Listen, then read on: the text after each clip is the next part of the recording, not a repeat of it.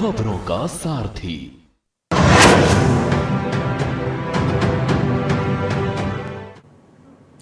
नमस्कार, स्वागत, अभिवादन। मैं दुर्गेंद्र चौहान हूं और आप मंथन देख रहे हैं।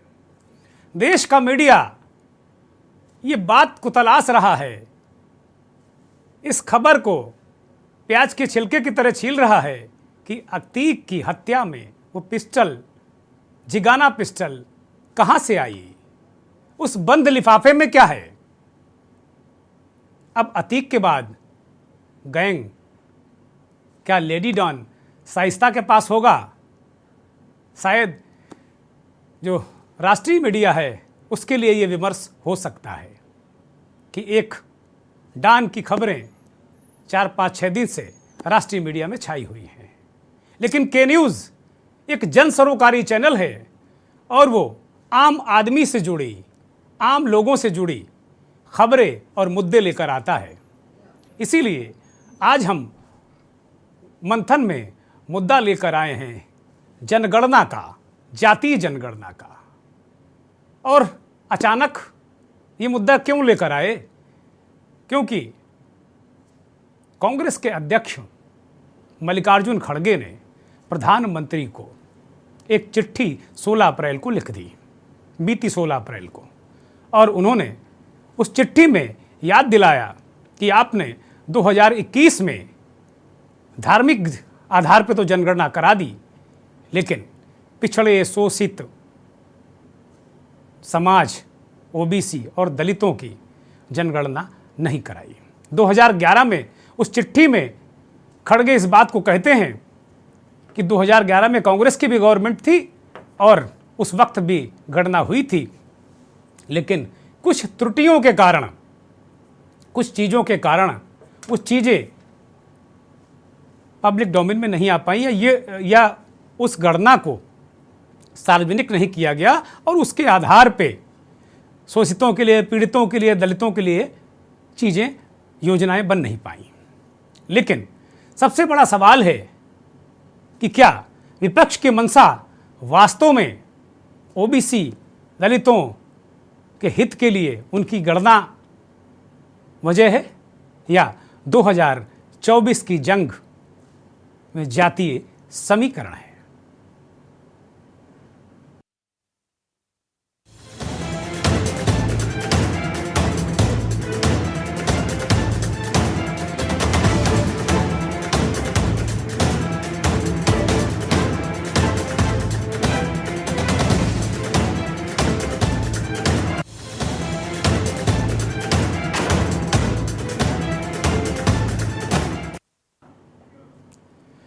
विश्व की सबसे पुरानी पार्टी ने विश्व की सबसे बड़ी पार्टी के शीर्ष नेता और भारत के प्रधानमंत्री नरेंद्र मोदी को चिट्ठी लिखी है। खड़गे ने जो चिट्ठी लिखी है उसमें बहुत सारे बिंदु, बहुत सारे प्रश्न उठाए गए हैं। वो बार बार कह रहे हैं, ये चिट्ठी आपकी स्क्रीन पर है, खड़गे की चिट्ठी और उनका ट्वीट, ये दोनों हम आपको दिखा रहे हैं। वो कह रहे हैं कि 2021 में जो गणना हुई उसमें ये तो पता चल गया कि भारत में कितने लोग, किस मत पंथ के मानने वाले लोग रहते हैं, लेकिन वास्तव में जो जातीय जनगणना है वो हो नहीं पाई, ये वो कह रहे हैं। और मांग कर रहे हैं खड़गे कि इसे तत्काल जातीय जनगणना कराई जाए। व्यापक हित में जातीय जनगणना होना बहुत आवश्यक है और इसको एक तरीके से अंग भी बनाया जाए। वो कह रहे हैं कि मुझे आशंका है कि जातिगत जनगणना के अभाव में सामाजिक न्याय के कार्यक्रम का डेटा अधूरा है। यानी वो कह रहे हैं कि जातिगत जनगणना का जो डेटा है नहीं आपके पास, जातिगत जनगणना के अभाव में वो डेटा आपके पास नहीं आ पाया है जिससे आप पिछड़ों, शोषितों, दलितों, सर्वहारा समाज के लिए योजनाएं बना पाएं। तो ये बड़ा सवाल इस चिट्ठी में खड़गे लिख रहे हैं। ऑल इंडिया कांग्रेस कमेटी के अध्यक्ष मल्लिकार्जुन खड़गे ये चिट्ठी लिख रहे हैं। वो खुद भी दलितों को इस देश के मौजूदा दौर में सबसे बड़े नेता हैं, लेकिन वो अपनी चिट्ठी में पॉइंट आउट कर रहे हैं कि खास तौर पर ओबीसी वर्ग के लिए ये जनगणना, ये जाति गणना बेहद जरूरी है। अब इसकी जो थोड़ी क्रोनोलॉजी समझिए कि जातीय जनगणना की आवाज़ बिहार से उठती है तेजस्वी यादव और नीतीश कुमार उठाते हैं और वहां की विधानसभा में इसको पास भी कर देते हैं। अब उनकी सरकार है। उत्तर प्रदेश में अखिलेश यादव विधानसभा में इस मसले को रखने की कोशिश करते हैं और सड़क से लेके जहां जहां वो जाते हैं जाति जनगणना की बात करते हैं और रामचरितमानस का ये पूरा प्रकरण इस बीच आ जाता है। बिहार के मंत्री चंद्रशेखर यादव उसकी कुछ चौपाइयों और दोहों पर सवाल उठाते हैं। फिर उत्तर प्रदेश में समाजवादी पार्टी के राष्ट्रीय महासचिव स्वामी प्रसाद मौर्य मानस पर सवाल उठाते हैं, शूद्र गंवार ढोल पशु नारी, और समाजवादी पार्टी बाकायदे शूद्र अभियान चलाती है। ये वास्तव में सारा जो गुणागणित हो, चाहे पक्ष का हो चाहे विपक्ष का हो, ये सर्वाधिक जो ओबीसी हैं उनको लेकर, जो मतदाता है ओबीसी उनकी संख्या है उसको लेकर ये कवायद है।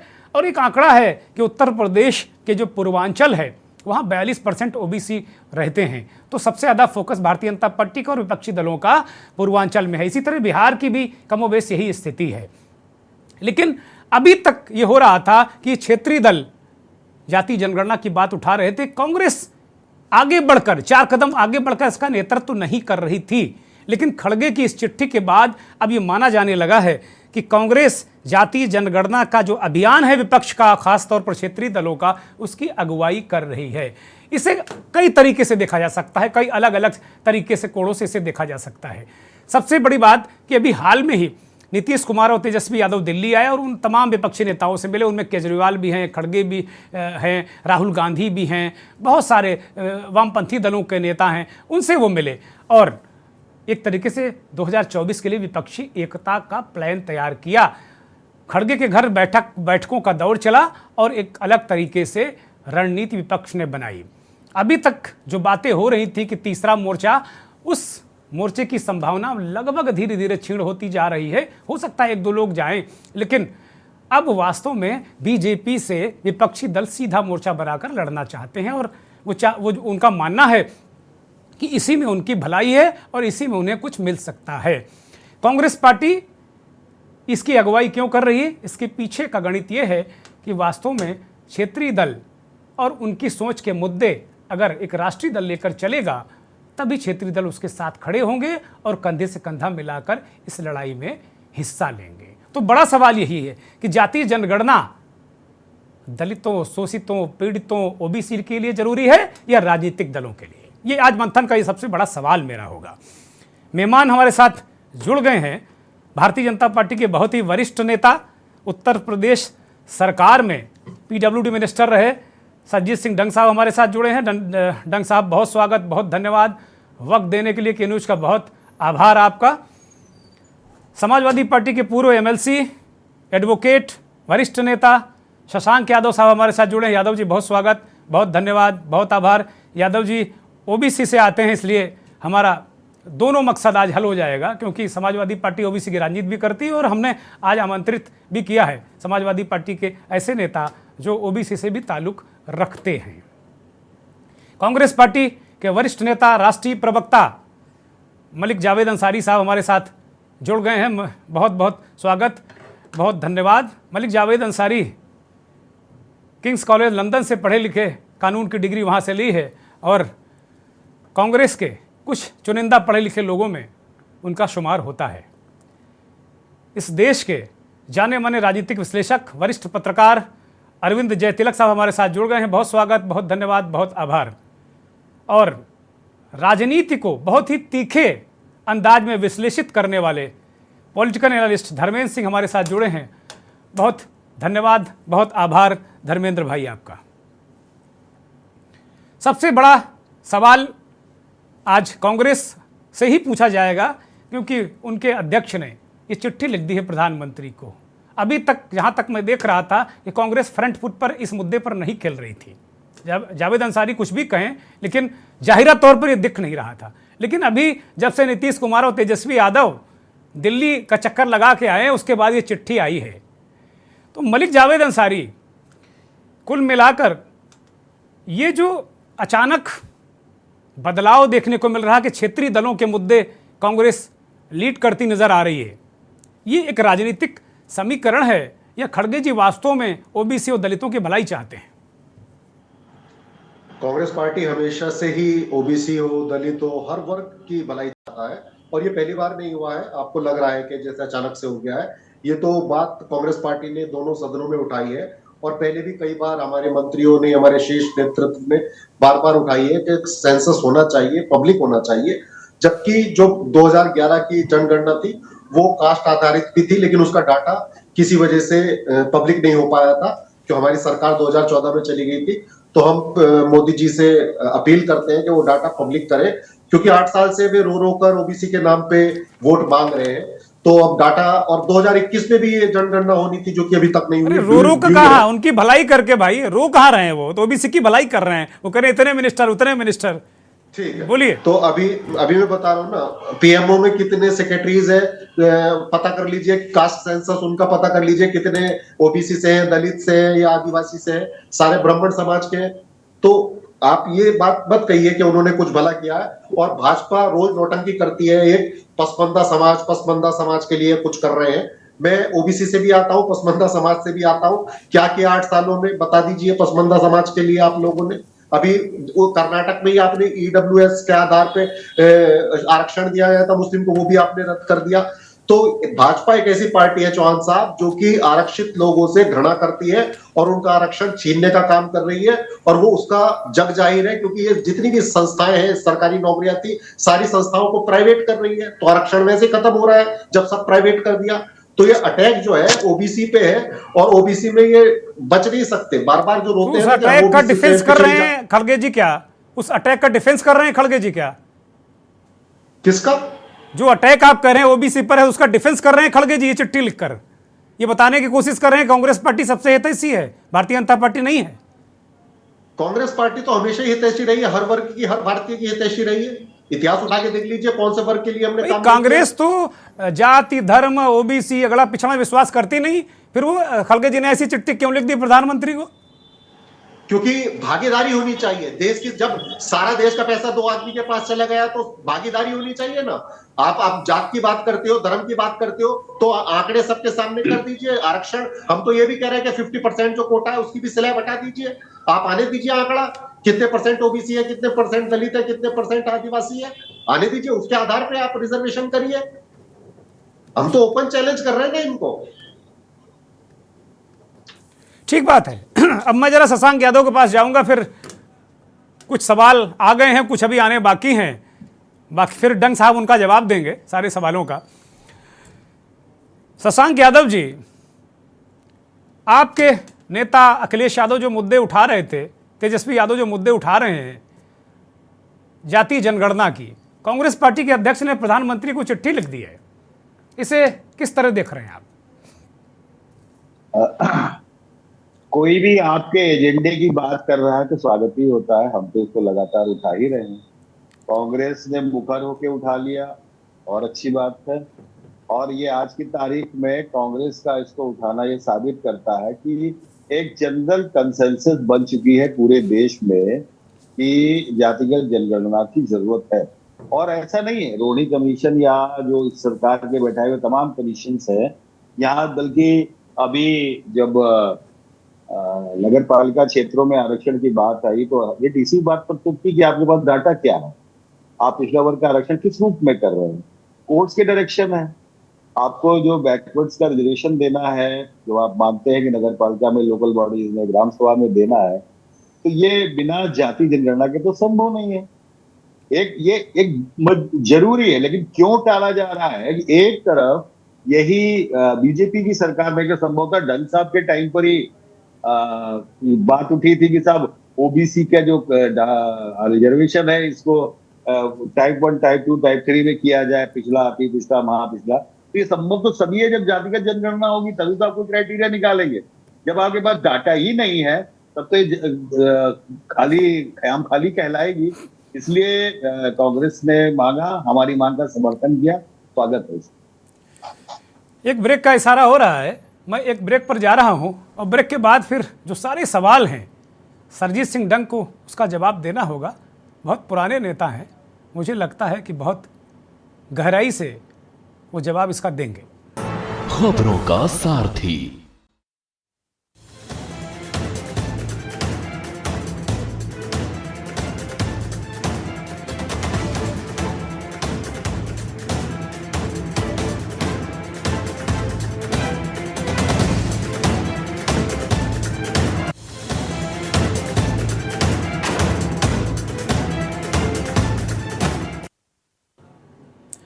हम ब्रेक से वापस आ गए और सीधे बिना किसी भूमिका के उत्तर प्रदेश सरकार के पूर्व कैबिनेट मंत्री और भारतीय जनता पार्टी के नेता सरजीत सिंह डंग साहब के पास चलेंगे। डंग साहब, आपने दोनों विपक्षी नेताओं को सुना, होड़ मची हुई है इस देश में कि ओबीसी और पिछड़ों का, अति पिछड़ों का हितैषी कौन है। लेकिन कांग्रेस पार्टी के अध्यक्ष ने ये चिट्ठी लिखी है प्रधानमंत्री को। दिक्कत क्या है जाति जनगणना कराने में? कौन सी कठिनाई हो जा रही है इसमें? डंग साहब, आज देश का प्रधानमंत्री कौन है? नरेंद्र मोदी। ब्राह्मण है। नरेंद्र मोदी किस वर्ग से आते? आप बताइए। पिछड़े वर्ग से आते जी। कांग्रेस के प्रधानमंत्री कौन रहे? पहले प्रधानमंत्री पंडित जवाहरलाल नेहरू, दूसरे श्रीमती इंदिरा गांधी। उनको ब्राह्मण कहूं कि पारसी कहूं, मेरी समझ के बाहर है। फिर जितने लोग आए उनमें बताइए किस पिछड़े, किस अनुसूचित वर्ग के व्यक्ति को इन्होंने प्रधानमंत्री बनाया? अभी अभी इनके आदरणीय नेता श्रीमान राहुल गांधी जी ने भारत जोड़ो यात्रा की। क्या जातिगत रूप से समाज को बांट करके भारत जोड़ा जा सकता है?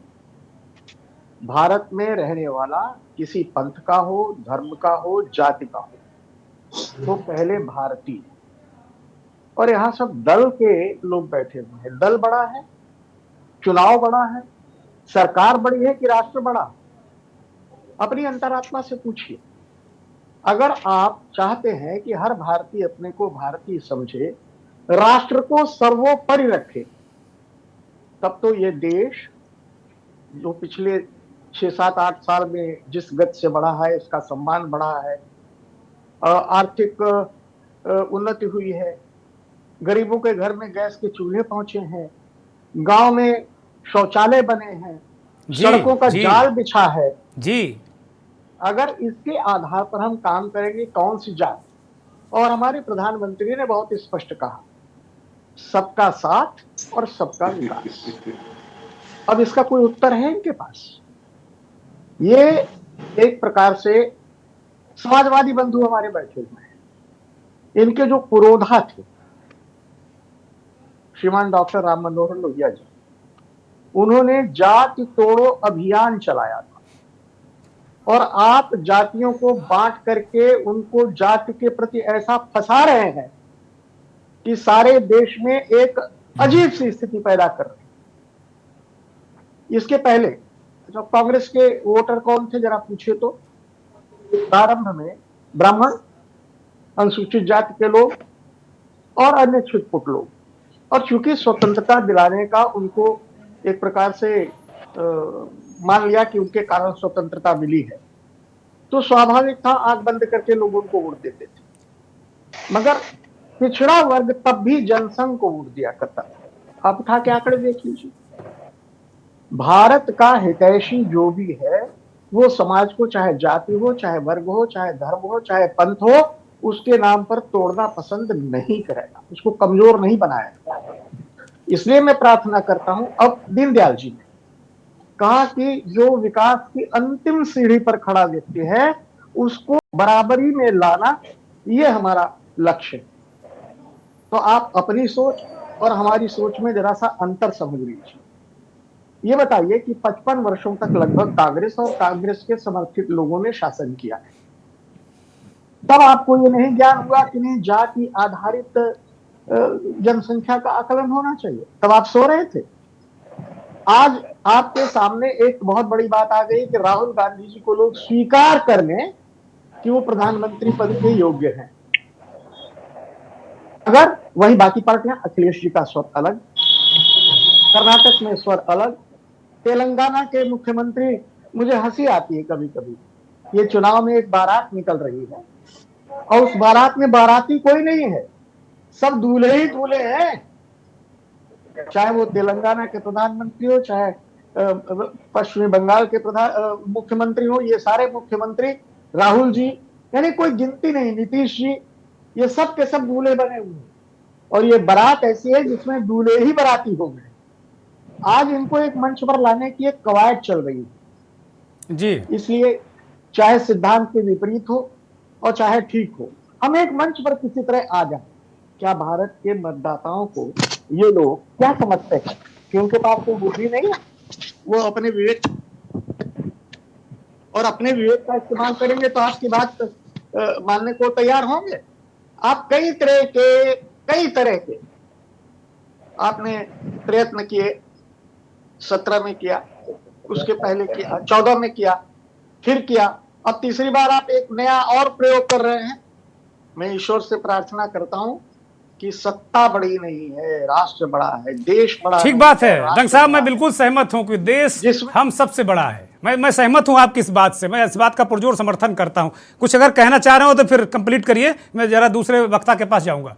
जंग साहब, केवल एक निवेदन करना चाहता हूं, अपनी अपनी अंतरात्मा में झांक ले, और कहीं का ईंट कहीं का रोड़ा, भागवती ने कुनबा जोड़ा, उससे मोदी जी पर और भारतीय जनता पार्टी पर कोई प्रभाव पड़ने वाला ठीक बात है, ठीक बात है। डंग साहब, एक मेरा बहुत सामान्य सा एक छोटा सा प्रश्न है, उसको भी जरा आप हल कर दीजिए, फिर मैं बाकी लोगों के पास जा रहा हूं। अगर भारतीय जनता पार्टी, जनसंघ ये सब जाति राजनीति नहीं करते तो मोदी की जात क्यों आप लोगों को बतानी पड़ती है कि वो ओबीसी हैं? अभी आपने इस कार्यक्रम में ही बताया कि प्रधानमंत्री किस वर्ग के? ओबीसी वर्ग के। क्यों बताया आपने? क्यों बतानी पड़ी आपको? क्यों आज बतानी पड़ रही है? इसलिए बतानी पड़ रही है कि ओबीसी बहुत इंपॉर्टेंट हो गया है आज की डेट में। हम तो योग्यता को और राष्ट्र के प्रति समर्पण भाव को, चाहे वो कार्यकर्ता हो और चाहे नौकरशाह हो, उसको महत्व देते हैं। ये बौद्धिक है, ये बौद्धिक हो सकता है, ये बौद्धिक आपका हो सकता है, लेकिन है, हकीकत नहीं है। मैं जा रहा हूं क्योंकि हकीकत में सारे दल, डंग साहब माफ कीजिएगा, सारे दलों के नेता बैठे हुए हैं। मैं बड़ी माफी और बड़े अदब के साथ मैं कह रहा हूं कि सब लोगों को जाति खंडों में बटे वोट चाहिए। समाज भले ही आप उसके सबसे बड़े हितैषी हो कि भाई समाज आप एकजुट करना चाहते हो, मैं बाकी लोगों को उस लेवल पे भले ना रखूं, लेकिन वोटों, जातियों में बटे वोट सारी राजनीतिक दल चाहते हैं।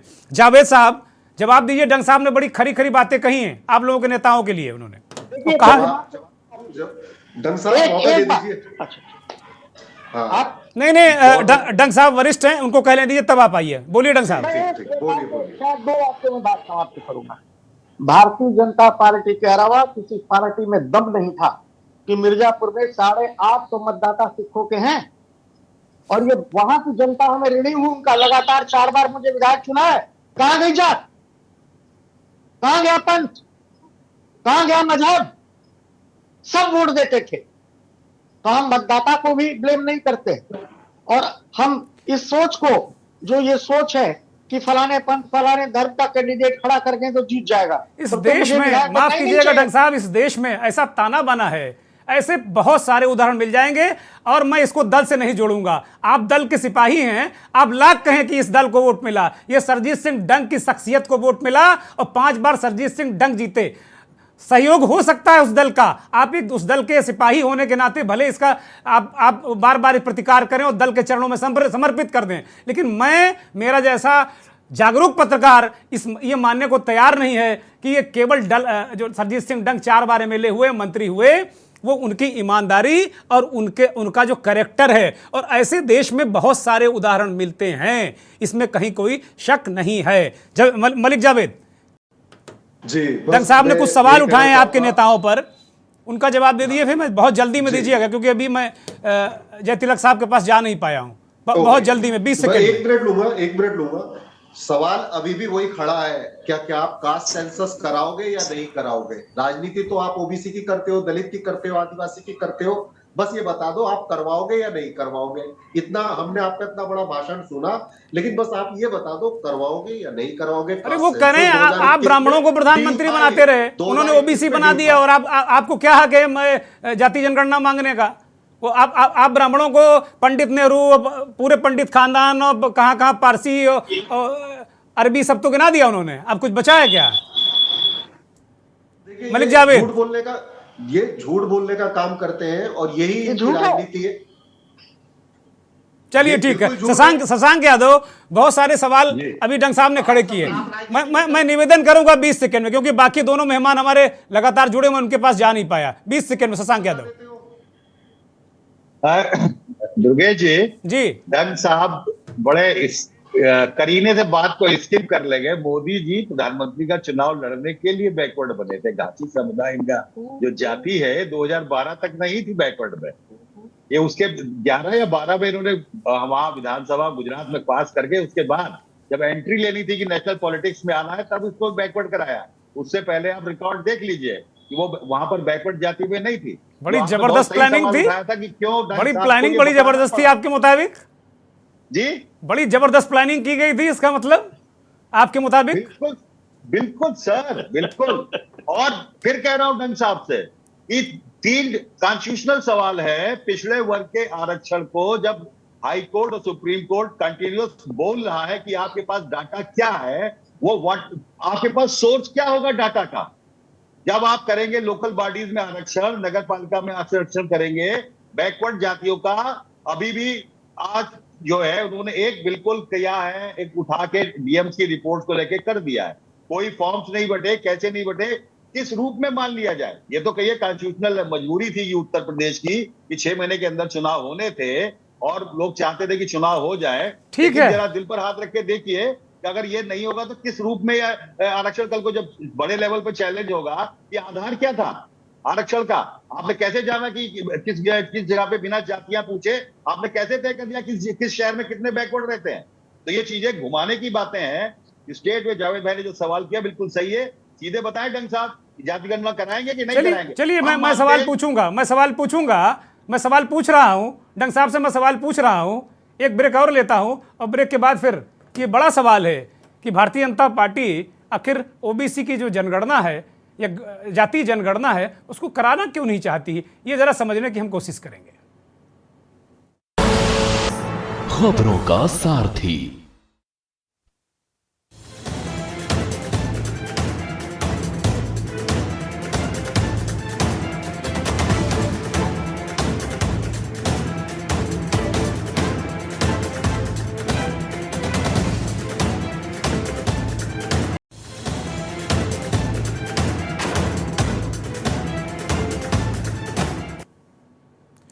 जातीय जनगणना क्या ऐसी जड़ी बूटी है जिसे खाकर विपक्ष बहुत शक्तिशाली, बहुत ताकतवर हो जाएगा और नरेंद्र मोदी जैसे राजनीति के, चुनावी राजनीति के महारथी को परास्त कर देगी, विपक्ष परास्त कर देगा? ये बड़ा सवाल है। विपक्ष ने एक बार नए सिरे से फिर जातीय जनगणना का सवाल उठाया और इस बार नेतृत्व कांग्रेस कर रही है। कांग्रेस पार्टी के अध्यक्ष मल्लिकार्जुन खड़गे ने प्रधानमंत्री को एक चिट्ठी लिखी है। उस चिट्ठी में सिलसिलेवार उन्होंने बताया है कि जातीय जनगणना और खास तौर पर ओबीसी की गणना क्यों की जानी चाहिए, लेकिन भारतीय जनता पार्टी और उसके नेता इसका सीधा जवाब देते नहीं हैं। वरिष्ठ पत्रकार अरविंद जयतिलक साहब हमारे साथ लगातार जुड़े हुए हैं मंथन में।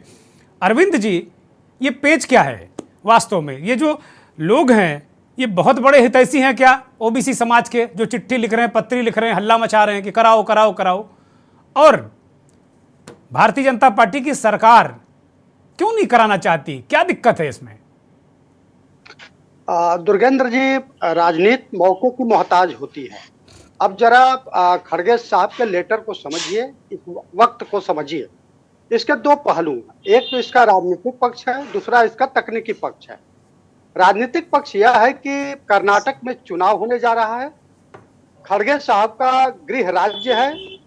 अगर आप देखेंगे तो वहाँ ओबीसी जो है निर्णायक फैक्टर है। अब देखिए, अगर पिछले चुनाव को 2018 को आप देखेंगे तो कांग्रेस और भाजपा में डिफरेंसेस जो है वोट शेयर का जो है 1.38 है।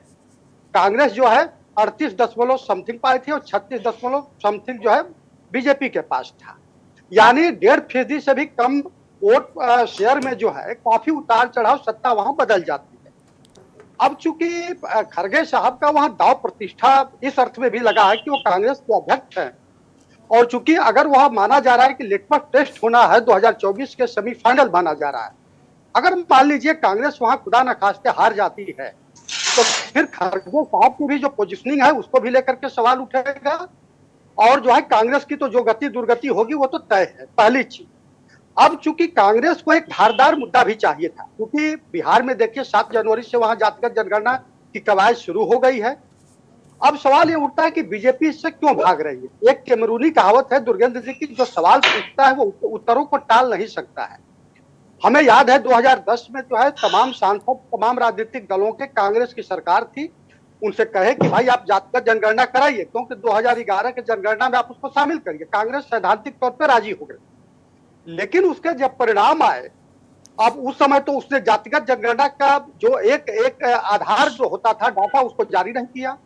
अब ये जब सवाल पूछा गया, बीजेपी जब सत्ता में आई कि भाई आप जो जातिगत जनगणना से क्यों भाग रहे हैं, या पिछले जो जातिगत जनगणना के जो डाटा उसको क्यों नहीं सामने ला रहे हैं, तो कांग्रेस तो चुप रही, क्योंकि उसमें खेल की थी। खेल क्या की थी, अब मैं आपको बताता हूं। 1931 में 4147 पूरे भारत में जातियां थी, लेकिन जब 2011 का जनगणना हुआ तो 46 लाख जातियां उत्पन्न हो गई, पता नहीं कहां से। अब ये बताइए कि 46 लाख जातियां ये कैसे भारत में आ गई? जनगणना जनसंख्या तो बढ़ती है, लेकिन जातियां क्या उत्पन्न होती है? 2-4 हजार मान सकते हैं, लेकिन 4,000 से बढ़ के 46 लाख। यह मामला सुप्रीम कोर्ट में जब गया दुर्गेंद्र जी, तो सुप्रीम कोर्ट ने केंद्र सरकार को ताकीद किया कि भाई आंकड़ों को सामने क्यों नहीं ला रहे। तो केंद्र सरकार ने कहा कि देखिए त्रुटियां, उसने महाराष्ट्र का उदाहरण दिया कि महाराष्ट्र में एससी, ओबीसी, एसटी मिल करके 474 जातियां 1931 में थी, और आज की तारीख में महाराष्ट्र में अकेले 4 लाख से ऊपर जातियां आ गई है। तो बताइए इस डाटा को सामने ला करके कैसे किया जाए। दुर्गेंद्र जी, इसका दूसरा पक्ष है, भारत जो है जातियों का खौलता हुआ कुंड है। जब किसी राजनीतिक दल को लगता है कि उसे जो है सियासत में जो है सिंहासन तक पहुंचना मुश्किल हो जाता है, तो जातियों का खेल खेलता है। डॉक्टर लोहिया के जिक्र किए थे डंग साहब, देखिए डॉक्टर लोहिया अक्सर कहा करते थे कि जाति एक ऐसी बीमा है जिसका प्रीमियम चुकाना नहीं पड़ता है और लाभ खूब मजे में कमाया जाता है। तो ये सारे सवाल जो है केवल जो है ये राजनीतिक तौर पे है। आप 2011 में कांग्रेस की सरकार थी, क्यों नहीं की? अब तो बिहार का, अब कर्नाटक में मजेदार बात देखिए कि 2015 में कर्नाटक में जातिगत जनगणना हुई, लेकिन उसका भी डाटा सामने नहीं लाया गया। आखिर क्यों? सवाल तो ये बनता है ना कि भाई आप भी तो सत्ता में रहे, कर्नाटक में क्यों नहीं लाए? अब ये सारी चीजों को राजनीतिक परिप्रेक्ष्य में ही देखना होगा। और आपने बिल्कुल सही कहा कि विपक्ष को लग रहा है कि शायद इस मसले को, ओबीसी को गोलबंद करके जो है मोदी को परास्त किया जा सकता है। यह संभव भी है और असंभव भी है, क्योंकि हम आप भविष्यवक्ता नहीं है, लेकिन पूरी कवायद जो है वोट युक्ति की लाशेबाजी है। ठीक बात है, ठीक बात है। दरअसल अब कांग्रेस लगता है सत्ता दल को बार बार कोशिश कर रही है कि इस खौलते कुंड में ढकेल दे। बिना प्रीमियम चुकाए बीमा कराने के चक्कर में कांग्रेस और विपक्षी दल हैं। इस बीच हमारे साथ पिछड़ों के नेता और ओबीसी परिषद के राष्ट्रीय प्रवक्ता लोटन राम निषाद साहब जुड़ गए हैं। बहुत स्वागत, बहुत धन्यवाद। और एक अनुरोध भी कि लोटन जी की एक विशेषता है कि अगर ये स्टार्ट हो गए तो फिर ये कोई रोक ही नहीं सकता, कोई ताकत इनको। मैं भी बड़ा बेबस हो जाता हूं, तो आज मैं निवेदन कर रहा हूं कि कृपया अगर मैं रोकूं तो रुक जाइएगा महाराज, कम से कम मेरा निवेदन जरूर स्वीकार कर लिए आदरपूर्वक। मैं धर्मेंद्र सिंह, राजनीतिक विश्लेषक हमारे साथ जुड़े हैं। धर्मेंद्र सिंह जी, जयतिलक साहब ने बहुत अच्छे शब्दों में, अब बहुत मुझे लगता है बड़ी बैलेंस व्याख्या कर दी जाति जनगणना की।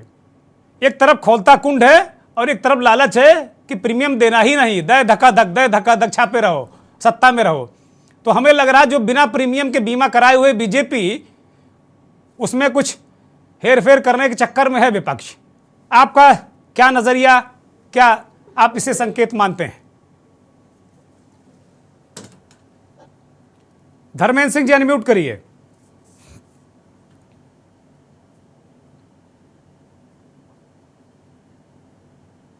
जी आवाज आ रही है? हाँ, आप दर्शक सुन पा रहे हैं, बोलिए कृपया। हेलो। नहीं, हम इस पूरे जाति जनगणना का जो विषय है आपका, एक तो इसके लिए हम आपको साधुवाद देते हैं कि आपने समाज के जो सरोकार रखने वाले विषय हैं उसको उठाया है, उसके लिए आपको और आपकी टीम को साधुवाद। हम सर इसको जरा दूसरे ढंग से आपके सामने इसको प्रस्तुत करते हैं, देखते हैं कि इसमें हमें कितनी सफलता मिलती है। देखिए, ब्रिटिश रूल जब था अपने यहाँ तो 1872 में पहली जनगणना हुई थी, और 1872 से स्टार्ट करके 1931 के बीच में जितनी भी जनगणना हुई थी उसमें जाति जनगणना को रखा गया। होने को तो 1941 में भी जाति जनगणना हुई थी आम जनगणना के साथ, लेकिन उसको किन्हीं कारणों से ब्रिटिश वालों ने भी पटल पे नहीं रखा। आप सभी जानते हैं कि 1991 में अपने यहाँ 1951 में आम चुनाव हुए, उसी समय आम जनगणना भी हुई, मतलब 52 में चुनाव हुआ, 51 में जनगणना हुई। उस जनगणना से लेके और आज तक कभी भी जाति जनगणना हुई नहीं। हाँ, एक बात जरूर है कि जो 10 की जनगणना होती है उसके साथ SC ST की जनगणना होती है। मैंने देखा कि आप भी इस चीज को करेक्ट नहीं कर पा रहे थे, बाकी लोग इसी तरह रख रहे थे कि दलितों का, शोषितों का, ऐसा नहीं है। SC ST की जनगणना हर बार की जो 10 की जनगणना सेंसस की होती है उसमें होती है उसमें होती है। सर, मैं ये कह रहा हूं कि सर ये सरकार जो है जाति जनगणना या कोई भी जनगणना कराने के पीछे उसके उद्देश्य क्या? सिंपली उसका उद्देश्य है कि जो सरकार की कल्याणकारी योजनाएं हैं उसका लाभ जो जरूरतमंद लोग हैं उनको मिले। क्या 1951 से लेके 2023 में SC ST को तो यह आरक्षण मिला हुआ है ना? कितने जरूरतमंदों की आवश्यकता पूरी हो गई? इंदिरा साहनी मामले में सर्वोच्च न्यायालय ने स्पष्ट निर्देश दिया था कि OBC वर्ग के सामाजिक, शैक्षिक, आर्थिक स्थिति का समय समय पे आकलन करना होगा, अध्ययन करना होगा, ताकि जो जातियां अगर उनकी सामाजिक, शैक्षिक और आर्थिक स्थिति में सुधार हुआ है उनको ABC कैटेगरी से हटा के आप सामान्य कैटेगरी में डाल दीजिए। कितना पालन किया सरकारों ने? किसकी हैसियत है धर्मेंद्र सिंह, किसकी हैसियत है? कौन कर देगा? बरैया का छत्ता है, हाथ डालोगे ना तो बिल्कुल दिक्कत हो जाएगी। किसी भी सरकार के, देखिए सर, ये देश 5% बनाम 95% की यहाँ लड़ाई है। 5% एक तरफ है, 95% एक तरफ है। जब तक ये 95% नहीं समझेंगे कि 5% के वालों से हमारी लड़ाई है, कोई कहेगा कि हमें आरक्षण दे दो, कोई कहेगा कि हमें धर्म दे दो, कोई कहेगा हमें मंदिर दे दो, कोई कहेगा हमें मस्जिद दे दो। लड़ाई तो आपकी है 5% से, लेकिन 5% लोग इतने सातिर हैं कि वो आपको आप 95 को सिर्फ लड़ा दे रहे हैं। कभी कोई चौपाई को लेके भिड़ जा रहा है, कभी कोई रामायण को लेके भिड़ जा। लड़ाई क्या है? आज देश का जो मेन मुद्दा है, मेरी समझ से पिछड़े बहुत सारे मुद्दे हैं, बहुत सारी गलतियां इस सरकार ने की है। मेन मुद्दा है कि 20,000 करोड़ रुपए किसके, उस पे बात ही नहीं हो रही है। इस सेल कंपनियों के माध्यम से जो 20,000 करोड़ रुपए गए वो किसके, वो कहां है? नोटबंदी ये के तो हम दौरान भी जानना चाहते हैं किसके हैं, ये तो हम भी जानना चाहते हैं। अरे भैया आज जातीय जनगणना मुद्दा है, 20,000 करोड़ मुद्दा मत लाओ बीच में। मैं कह तो रहा हूं सर कि जाति जनगणना निश्चित रूप से होनी चाहिए, लेकिन 20,000 करोड़ से इसका क्या लेना देना भाई धर्मेंद्र भाई? राजनीतिक दल हो, उससे इन वर्ग का भला होला कुछ नहीं होने वाला। उनको इस बात का एहसास तो होगा कि हाँ हमारी इतनी संख्या है, हमें पहचान मिल गई। संख्या की पहचान मिल सकती है, लेकिन उनके जीवन में कोई सकारात्मक सुधार होगा ये संभव नहीं है। ये ठीक बात है। अब जरा मैं लोटन राम निषाद साहब के पास जाऊंगा। धर्मेंद्र जी, निषाद साहब से मैं पूछूंगा, चूंकि निषाद साहब अध्ययन किया करते हैं और बहुत गहराई से चीज़ों को रखते भी हैं लगातार। निषाद साहब, जो अभी तक नरेंद्र मोदी की सरकार, डंग साहब भी कह रहे हैं और बीजेपी के बहुत सारे नेता कहते हैं कि भूतो ना भविष्यतो, उत्तर प्रदेश के मंत्रिमंडल में 42% OBC, केंद्रीय मंत्रिमंडल में 22 से 24% OBC, और प्रधानमंत्री वो कह रहे हैं कि OBC है। अब बताओ, और आप लोग शुरू से लेकर इस बात को लेकर हल्ला मचाते रहे। एक न्यूट्रल व्यक्ति के तौर पर, OBC मोर्चा के प्रवक्ता के तौर पर, एक OBC नेता होने के नाते, पूर्व की सरकारें और भारतीय जनता पार्टी दोनों को कहां पाते हैं और कौन सबसे बड़ा हितैषी है? बोलिए, अनम्यूट करिए। पहले डंग साहब का मैं जवाब दे दूं कि डंग साहब मिर्जापुर सदर से चुनाव लड़ते रहे हैं और ये अपने को पंजाबी मल्लाह बता करके केवट बता करके लड़ते रहे हैं। मल्लाह ये कहां से लेकर आए हैं? ये कहां से लेकर आए भाई? ये तो नई पुड़िया है भाई। कितनी घटिया बात की आपने। मजगवा शिक्षा में कोई जाति नहीं होती। क्या मैं कर रहे हैं? भाषण दिया। अरे उनके यहाँ कोई जातिवादी नहीं होती भाई। लोटन राम जी कहाँ से मल्लाह कहाँ से ले आए? तो मैं राजनीति से संन्यास ले लूंगा, और नहीं तो आप झूठ बोलना तो कम से कम बंद कर दीजिए। सर सिखों में कोई जाति पाति नहीं होती है, भूल जाइए। हमारे गुरुओं ने सबको सिंह सजाया था, निषादों को भी सजाया था, समझ रहे नहीं, हैं? हम नहीं निषाद बने। भी आए हैं, हथौड़े भी आए हैं, राजपूत भी आए हैं, सब सिंह सजे हैं। कितनी घटिया बात आपने कर दी। अरे राजनीति करो भाई, झूठ मत बोलो। लोटन राम जी झूठ बोलने की भी सीमा होती है। बोलिए, कंप्लीट करिए, झूठ मत बोलिए। वो कह रहे हैं भाई झूठ मत बोलिए। मैं माफी अगर उन्होंने चाहूंगा। मल्लाह नहीं बताया तो आपने नई पुड़िया आप लेकर आ गए डंग साहब के लिए। क्या बात है? अरे जो सवाल है जातीय जनगणना हितैषी कौन? आपने नरेंद्र मोदी के काम देखे, पूर्ववर्ती सरकारों के काम देखे, बताइए, बिल्कुल दिल में हाथ रखकर बताइए। अगर मोदी ने अच्छा काम किया तो कहने में क्यों डर रहे हैं? कहिए। आपका भाषण उस समय हमारे पास जो है ना एंड्रॉइड मोबाइल नहीं था, नहीं तो दुर्गेश भाई को सुना अरे भाई कोई दूसरा अरे छोड़ दीजिए डंग साहब वाला मसला छोड़ दीजिए। अब आगे आइए। आप डिबेट को नई दिशा दे रहे हैं। पोल खुल गई आपकी। क्या भाई, कैसे झूठ बोलिए डंग साहब ऐसे व्यक्ति नहीं है भाई। आप क्या बात कर रहे हैं? में देखिए, चलिए आगे बढ़िए। इतना मेरे पास समय नहीं है। टेलीविजन पर बोल रहे हैं सार्वजनिक रूप से। इस नाम पर आपको वोट मिला, इस नाम पर आपको वोट मिला था, तो बता दीजिए आप। अरे लोटन राम जी, किस नाम पर आपको वोट मिला था और किसके वोट कब जीते थे चुनाव 4 बार? कितनी घटिया बात की आपने, कितनी घटिया बात की क्यों आपने। जीता था आपको? ओबीसी की बात करिए लोटन राम जी। निषाद एमपी जीत रहे हैं। डंग साहब आप शांत हो जाइए। लोटन राम जी, लोटन राम निषाद जी, मुद्दे पे आइए। डंग साहब को क्या वोट मिला उससे कोई मतलब नहीं है। इस चर्चा का डंग साहब से कोई मतलब ही नहीं है। डंग साहब एक भारतीय जनता पार्टी के नेता के रूप में बैठे हैं। आप ओबीसी को लेकर बात करिए। ओबीसी का कितना हित हुआ, कितना नहीं हुआ, इस पर बात करिए। सर देखिए, इतने निवेदन है कि मोदी सरनेम पर उंगली उठाया राहुल गांधी ने, तो ओबीसी का अपमान हो गया। तो जब ओबीसी पीएम है तो ओबीसी का कास्ट सेंसस कराने में दिक्कत क्यों है?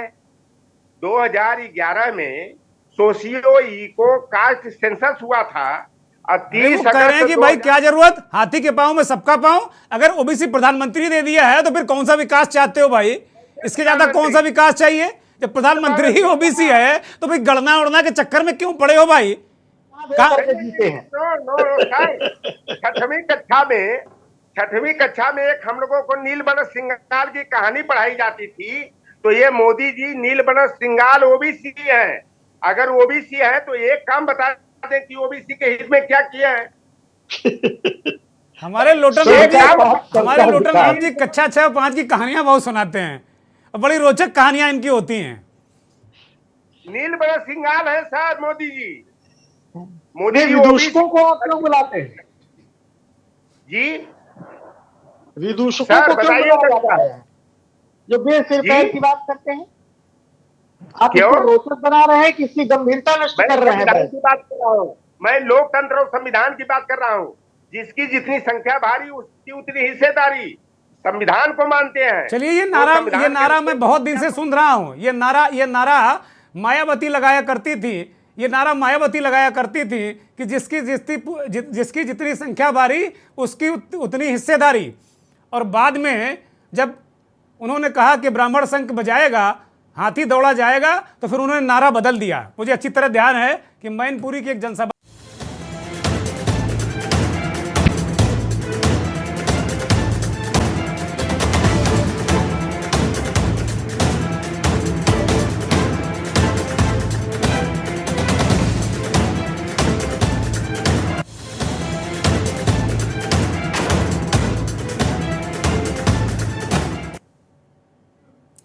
ब्रेक से वापस आ गए और सीधे समाजवादी पार्टी के पूर्व एमएलसी नेता शशांक यादव जी के पास चलूँगा।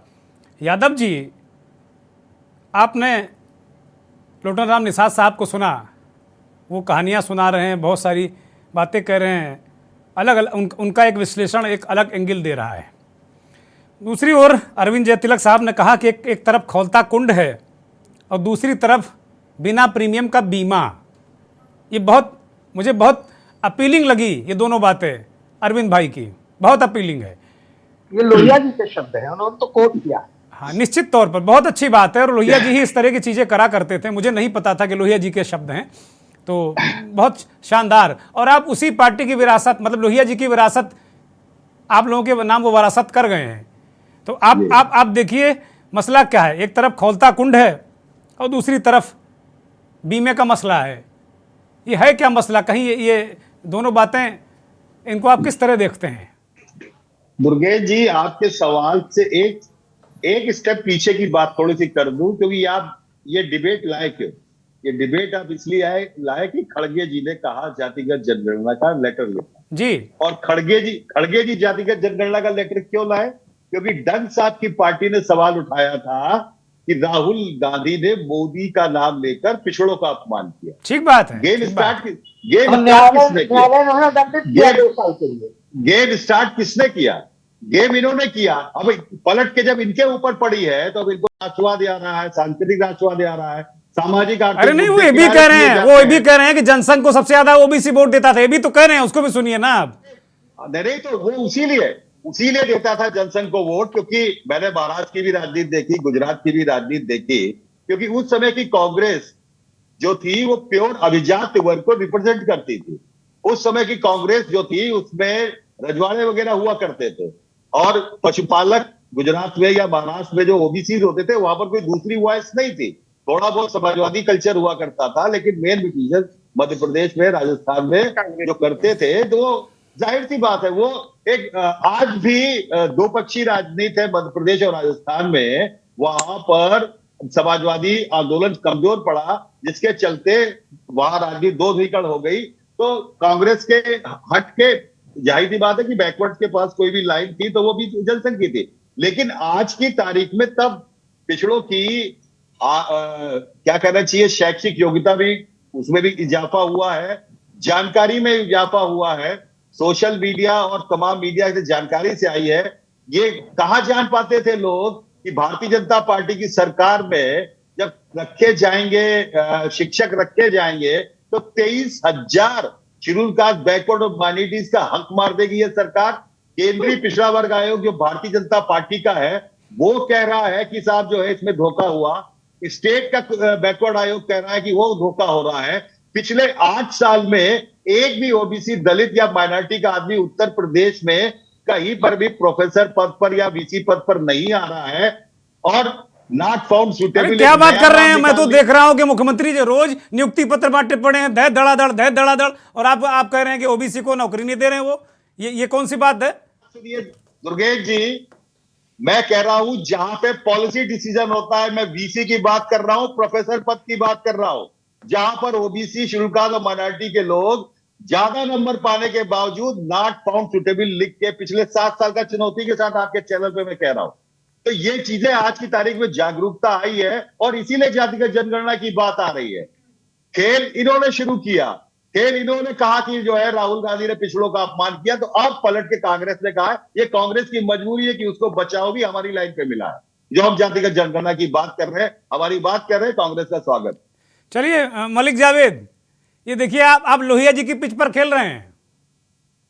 नहीं, हम अपनी पिच पे खेल रहे हैं, हमारी अपनी विचारधारा है। बस सवाल 2 ही है दुर्गेश जी, समय की कमी है आपके पास। बहुत बस 2 मिनट में सभी से जल्दी लेना। 2 ही सवाल बचे हैं कि हमारे जो प्रधानमंत्री हैं वो पिछड़ी जाति से आते हैं, क्या वो जनगणना कराएंगे पिछड़ी जातियों की, हाँ या ना? और दूसरा 20,000 करोड़ जो अदानी की सेल कंपनियों में वो किसका है? 2 सवाल खड़े हैं, जवाब ले लीजिए। डंग साहब, दोनों सवालों का जवाब दे दीजिए जल्दी से, 20 सेकंड में, 10 हमारे सेकंड में। विश्लेषकों ने बहुत कायदे से जो सच्चाई थी वो सामने रखी, मैं उनसे काफी हद तक सहमत हूं। दूसरी बात, समाजवादी ये स्वीकार करेंगे कि लोहिया जी ने कहा था कि जातिवाद तोड़ा जाए, कि नहीं स्वीकार करेंगे? देश को जातियों में, वर्गों में, मजहबों में, पंथों में बांट करके क्या हमारा देश, हमारा राष्ट्र मजबूत होगा? ये सवाल अपनी अंतरात्मा से पूछ ले। और जिस 20,000 करोड़ की बात कर रहे हैं, मैं इनको याद करा दूं कि कांग्रेस के जमाने में एक घोटाला नहीं, प्रूव्ड घोटाले हैं, सबूत है, सजा पाए हैं लोग। और श्रीमान लिए राहुल आपको गांधी एनआरटी ने मिल गई अरे है। वो कह रहे हैं कि आप जांच ही नहीं कराओगे तो सजा कैसे होगी? आप लोग सनक ही नहीं रहे हो। कांग्रेसी कह रहे हैं कि भाई आप जांच ही नहीं कराओगे सजा किसको होगी? वो जांच कराते थे और लोग जेल जाते थे। डंग साहब, दंडित किया है। न्यायालय के दंड के कारण कौन से केस संवैधानिक में क्या है बता जो दो स्थिति दीजिए है मुझे। उसमें 2 साल से ज्यादा सजा होने पर या 2 साल सजा होने पर उनकी संसदीय जो सीट है वो भी चली गई है। अरे कहाँ ये मुंह दिखाएंगे? अरे ये तो घोटाले की बात कर रहे हो आप। ये बंगारू नहीं, लक्ष्मण घोटाले पर आपके जिस नेता दिन थे, चर्चा अरे बंगारू आप घोटाले की बात करोगे, सुनिए सुनिए सुनिए, वो आप घोटाले की बात करोगे वो कहेंगे ओबीसी का अपमान, उसमें सजा मिल गई आपके नेता को। ओबीसी के अपमान में सजा खा गए आपके नेता। बंगारू और लक्ष्मण अभी आपके कर्नाटक में कह रहे हैं साहब, अध्यक्ष। कर्नाटक में मुसलमानों का आरक्षण खत्म कर दिया गया। क्या वहां के सरकार ने किया है? वो भी न्यायालय के आदेश से हुआ। अरे फिर अच्छा झूठ अच्छा, मुझे बोलो। लगा कहीं कांग्रेस कितना झूठ कांग्रेस बोलोगे? कहीं कांग्रेस ने खत्म कर गई हो, ये लोग ये भी सारे लगता है। आपकी नहीं है कर्नाटक में। चलिए अब वक्त नहीं है, वक्त नहीं है। एक छोटी सी टिप्पणी लोटन राम जी से। लोटन राम जी, आपने वो मूल मुद्दा घुमा दिया कहानियों में। जरा सीधे तौर पर बताइए कि ओबीसी आज कहां खड़ा है? बहुत जल्दी में 40% की सरकार ओबीसी जो है वो खौलते कुंड में के कगार पर खड़ा है, या फिर बीमे वाली बात सही है कि भाई मुफ्त में बीमा कराओ, प्रीमियम मत दो, उसका इस्तेमाल करो और निकल लो? सुरक्षा का भाव है। लोटन राम जी, एक ऐसी चीज है, मैं फलाने जगह मैंने जन्म लिया तो इतने लाख इतने करोड़ लोग मेरे साथ हैं जो सर योग्य है, जिसको अपने व्यक्तित्व पर भरोसा है, आत्मबल है, ठीक बात है। वो अपने कामों से अपने कर्मों से गिना जाता है। डंग साहब माफी के साथ मैं रोक रहा हूं, डंग साहब माफी के साथ मैं रोक रहा हूं। लोटन राम जी, बहुत छोटी सी टिप्पणी, अभी 2 मेहमान हमारे पास हैं और वक्त केवल 40 सेकंड। जो आध्यात्मिक महापुरुष थे वो स्वयं है, उनके मुझे कर्मों लगता है के कारण है। डंग साहब को मेरी आवाज जा नहीं रही। वाल्मीकि थे, वाल्मीकि जी ने रामायण अरे रची, दूसरे को भी उनकी मौका योग्यता दीजिए। में कोई- डंग साहब please please please please please. Lotan Ram ji बोलिए। कि तो आप लोगों के लिए जाति नहीं धर्म जरूरी है। लोटन राम जी 10 सेकंड का रिएक्शन प्लीज, बोलिए जल्दी से। ओबीसी देखिए कहां सर, खड़ा है? ओबीसी कहां खड़ा है? घर में जितने सदस्य होते हैं उनके लिए उतने कमरे की जरूरत, कितनी रोटी घर में बनेगी, यह तय किया जाता है। तो सामाजिक न्याय और संविधान के अनुच्छेद संख्या 15(4)(16)(4) के तहत किस वर्ग को कितना प्रतिनिधित्व मिलना चाहिए, इसलिए जातिगत जनगणना आवश्यक है। और डंग साहब स्वीकार कर चुके हैं कि हम भी आपके हैं, क्योंकि हम आप उनको अपना जानकर हम वोट दिलवाए हैं। लोटन राम जी मानेंगे नहीं, वो बार बार मल्ला वाली याद दिला रहे हैं। गजब है भाई लोटन राम जी, गजब है। प्रणाम करता हूं आपको। धर्मेंद्र सिंह के पास आऊंगा, बहुत छोटी सी टिप्पणी। धर्मेंद्र जी छोटी सी टिप्पणी। लोटन राम जी आप शांत हो जाइए, कृपया शांत हो जाइए प्लीज। यही है, धर्मेंद्र जी, आवश्यक है सर। मैं ये कह रहा हूं कि जाति जनगणना का श्रेय कोई लेना चाहे, सभी सरकारों को मौका मिला है। सबसे बड़ी बात तो इंदिरा साहनी मामले में सर्वोच्च न्यायालय ने साफ साफ कहा है कि समय समय पर सामाजिक, शैक्षिक और आर्थिक स्थिति का, ओबीसी का आकलन होना चाहिए, अध्ययन होते रहना चाहिए। ये सरकारें सर्वोच्च न्यायालय की सुनती कहाँ है? छोटी छोटी बातों पे न्यायालय की आड़ लेती है। अभी हाल ही में मद्रास उच्च न्यायालय ने कहा था कि जाति जनगणना आवश्यक घोषित कर दिया है, लेकिन इनको ये बातें सर्वोच्च न्यायालय की याद नहीं रहेंगी, मद्रास उच्च न्यायालय की ये बातें नहीं याद रहेंगी। किसको किस मामले में दंड मिला है, कहां मिला, ये इनको याद नहीं, क्योंकि उनकी काम की बातें हैं।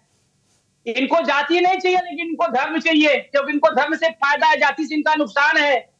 ये क्या ढंग से आप बात करेंगे? अच्छा बिल्कुल आज कंक्लूसिव, जो आज कंक्लूड करते हुए आपने एक एंगल दे दिया कि भाई ये जाति पकड़े हैं, उनको जाति सूट कर रही है, उनको धर्म सूट कर रहा है, वो धर्म पकड़े हैं। लेकिन जो धर्म वाले हैं उनको जाति भी चाहिए, और ये बार बार जाति वाले जो पॉइंट है उसको दबा देते हैं विपक्ष वाले, तो उनको दिक्कत होने लगती है। कुल मिला के ये कंक्लूजन निकल रहा है। 20 सेकंड में फाइनल कमेंट अरविंद भाई का।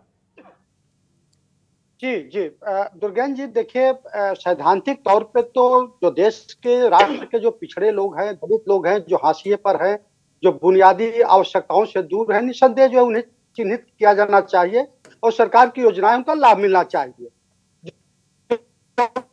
जरूरत पड़े तो जाति जनगणना से भी परहेज नहीं किया जाना चाहिए, और मेरा मानना है कि देर सवेर भारतीय जनता पार्टी जो है यह करा सकती है। लेकिन हाँ, अगर ये इस निष्कर्ष पर कोई पहुंचे जो आज की तारीख में जातीय जनगणना की मांग कर रहे हैं तो उसका पॉलिटिकल बेनिफिट उनको मिल जाएगा तो बड़ा मुश्किल होगा। ये कि राजनीति पलट करके वार भी करती है। कैसे वार करती है? आज की तारीख में जैसे पिछड़ों के नेता कोई एक सर्वमान्य नहीं है, हर जातियों के अपने अपने क्षेत्रीय छत्रप है और वो चाहते हैं कि हमारी भागीदारी जो है आनुपातिक तौर पर अन्य पिछड़ी जो जातियां हैं उसके लगभग हो। जैसे उत्तर प्रदेश में देखिए अक्सर सवाल उठता है कि जैसे यादव और कुर्मी जो है बड़ी जातियां हैं, पढ़ी लिखी जातियां हैं और भागीदारी सर्वाधिक है, लेकिन जो अन्य पिछड़ी जातियां हैं उनको उतनी भागीदारी नहीं है। ओम प्रकाश राजभर इस सवाल को बार बार उठाते रहे हैं। तो सवाल यह उठता है कि उस स्थिति में अगर कोई चाहे कि इस जाति जनगणना के कंधे पर सवार होकर के हम सत्ता के सिंहासन तक दूरी तय कर लें तो ये मुझे नहीं लगता कि आज की तारीख में बदलते देश में यह संभव हो पाएगा। हाँ, लेकिन मैं इस चीज से बिल्कुल सहमत हूँ जो कमजोर वर्ग के लोग हैं, उनको जो हाशिए के लोग हैं, उनकी भागीदारी सुनिश्चित करने के लिए उन्हें चिन्हित किया जाना चाहिए। वो पैरामीटर चाहे जाति जनगणना का हो चाहे जो भी। दुर्गेश जी बहुत बहुत शुक्रिया, बहुत बहुत शुक्रिया। अरविंद भाई बहुत शुक्रिया, धर्मेंद्र सिंह जी बहुत शुक्रिया, लोटन राम निषाद साहब बहुत शुक्रिया, जावेद मलिक साहब बहुत शुक्रिया, शशांक यादव जी और डंग साहब आपका भी बहुत बहुत शुक्रिया, बहुत बहुत धन्यवाद। और आभार उन करोड़ों दर्शकों का जो के न्यूज़ को देखते हैं, हमारे